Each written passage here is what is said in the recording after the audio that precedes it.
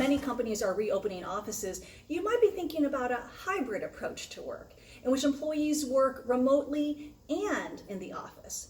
There's a lot to figure out in terms of assets, logistics, policies, and your leadership. A hybrid work setup requires a different leadership approach and new skills.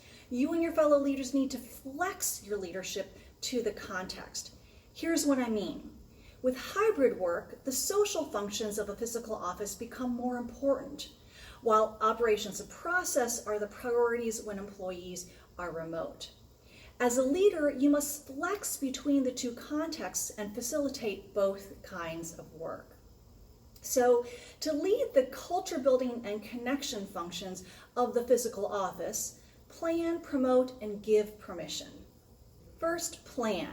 Plan the time in office for teams to do collaborative work that is better done in person, such as brainstorming or building and testing prototypes. And also plan activities and events that bring people together informally and socially, whether that's initiating happy hours or offering yoga classes. Second, promote. Promote relationship building by ensuring that people get to meet with others they normally wouldn't interact with, and that new people have the opportunity to hang out with and get to know others. And finally, permission. Give permission for people to be social. Don't schedule back-to-back meetings when people are in the office. If necessary, consider blocking off no meeting time on everyone's calendars.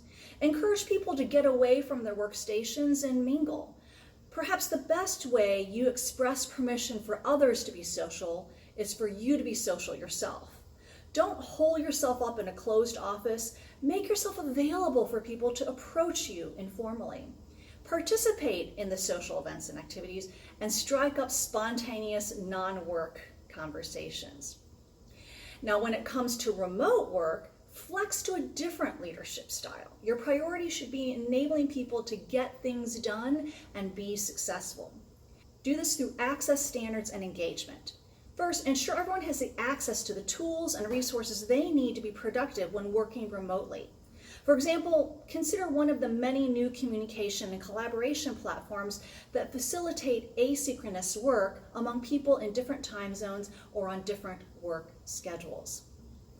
Also, establish standards for live interactions, such as meetings and one-on-ones, so you ensure they are relevant, action-oriented, and efficient.